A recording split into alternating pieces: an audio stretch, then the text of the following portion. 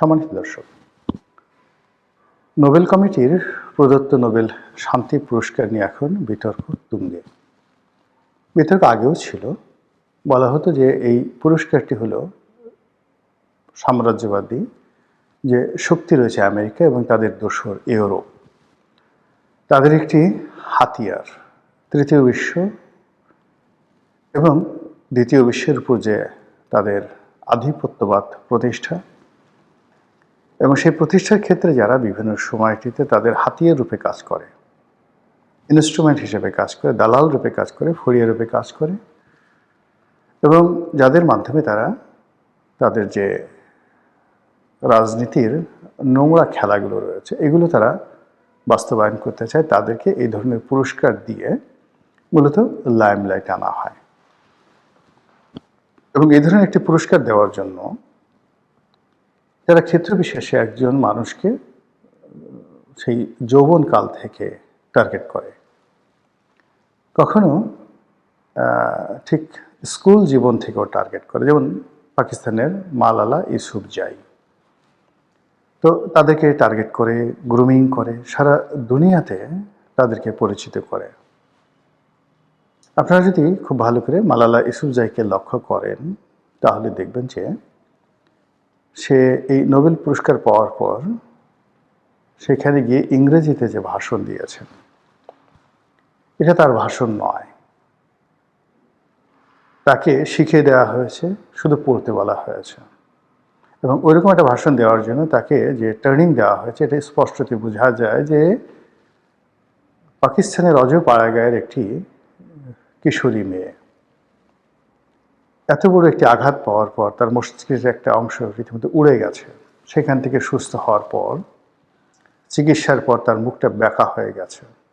সেই মেয়ে এত চমৎকার ইংরেজিতে, মানে সে নোবেল কমিটির সামনে বক্তব্য দিচ্ছে, আবার পরবর্তীতে ব্রিটিশ পার্লামেন্টে, কানাডিয়ান পার্লামেন্টে সে বক্তব্য দিচ্ছে। এটা আনবিলিভেবল। এটা পশ্চিমা সাম্রাজ্যবাদী শক্তির একটা মাস্টার প্ল্যানের অংশ হিসেবে এরকমভাবে অনেককে তৈরি করা হয়। কিন্তু এই বিষয়গুলো আমরা জানতাম বা আমরা বলতাম, কিন্তু হাতে কলমে এটার কোনো তথ্য আমাদের ছিল না। কাজগুলো এতটা কৌশলে করা হতো।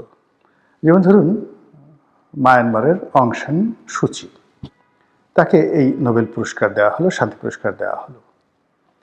কিন্তু তার আগে তাকে তৈরি করা হলো গণতন্ত্রের মানস কন্যা রূপে।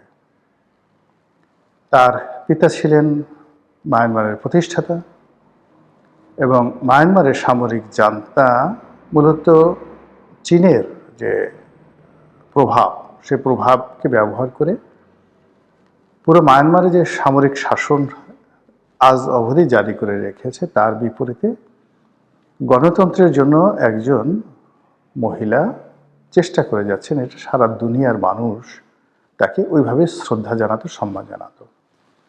তার একটা পলিটিক্যাল ব্যাকগ্রাউন্ড আছে এবং তিনি অক্সফোর্ডের ছাত্রী, অক্সফোর্ড ইউনিভার্সিটিতে পড়াশোনা করেছেন। তার হাজব্যান্ড একজন ব্রিটিশ নাগরিক।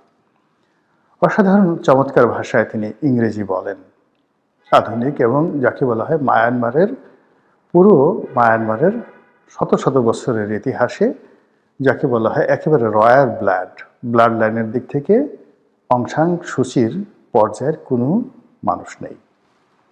তো তাকে নোবেল পুরস্কার দেওয়া হলো।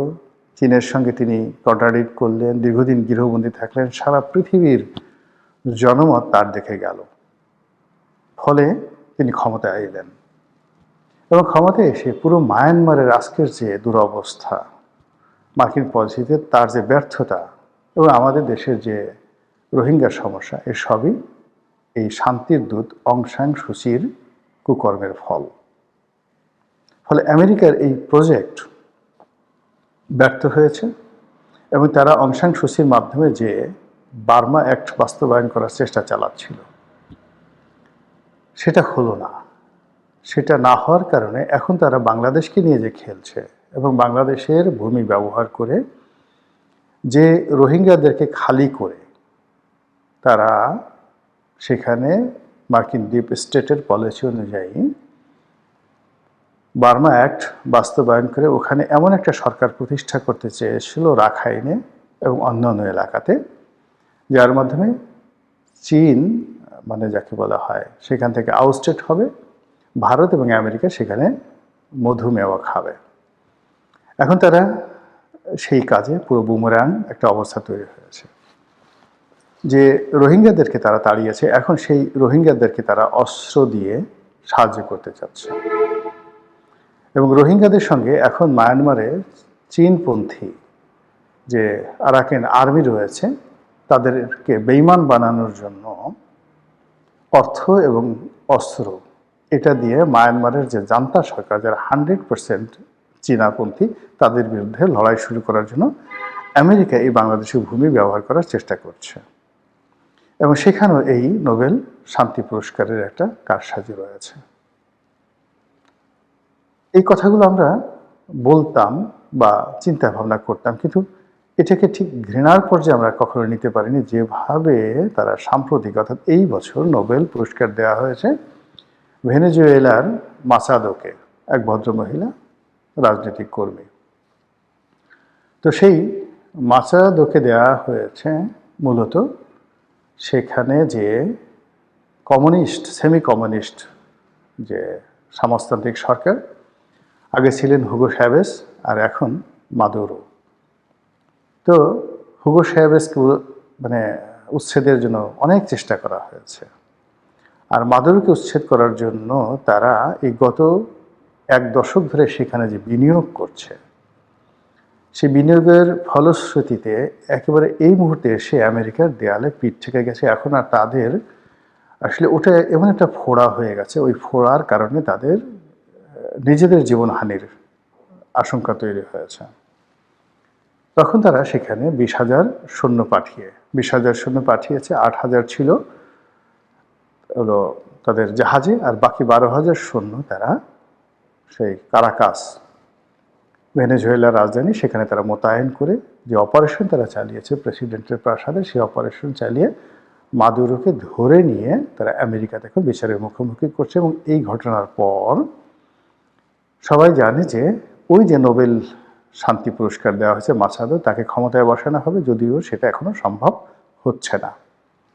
এখন রীতিমতো যুদ্ধাবস্থা, মানে আমেরিকা যা চাচ্ছে সেটা যদি তাদেরকে অর্জন করতে হয় তাহলে পুরো তাকে ভেনেজুয়েলার জনগণের সাথে যুদ্ধ করতে হবে, সেনাবাহিনীর সাথে যুদ্ধ করতে হবে, এবং সেখানে আলটিমেটলি সিভিল যাকে ওয়ার রীতিমতো শুরু হওয়ার একটা পর্যায়ে রয়ে গেছে।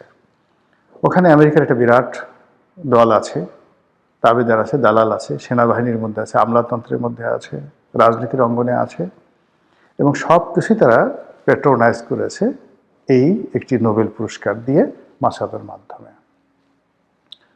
তো অং সান সু চি, মাসাদো, এর বাইরে চীনের এক ভদ্রলোককেও তারা যাকে বলা হয় নোবেল পুরস্কার দিয়েছিল। এবং চীন এই নোবেল পুরস্কার যখন দেয়, এই বদমাইশটাকে আগেই চীন গ্রেপ্তার করে রেখেছিল। এখন সে বেঁচে আছে কিনা মরে গেছে আমরা জানি না, কিন্তু ওই নোবেল পুরস্কার প্রাপ্ত সেই চীনা মানবাধিকার কর্মী সে মানে ওই জেলে থাকা অবস্থায় মানে আছে বা মারা গেছে, উই ডোন্ট, আমি তার নামটা মনে করতে পারি, কিন্তু চীনের একজন নাগরিকের তারা কিন্তু এই একই মাসাদোর মতো করে তারা নোবেল পুরস্কার দিয়েছিল। তারা ইরানের এক ভদ্র মহিলাকে দিয়েছে ইরানে অশান্তির সৃষ্টি করার জন্য। আর এই যে মাসাদোকে দিয়ে যে ঘটনাটা ঘটলো এখন, তার প্রেক্ষিতে এই পুরো নোবেল পুরস্কার নিয়ে যারা পেয়েছে এবং যারা দিয়েছে তাদের কিনে সারা দুনিয়াতে যে বিষোদ্গার হয়েছে বা হচ্ছে, এটি ইতিপূর্বে কখনো হয়নি। যেমন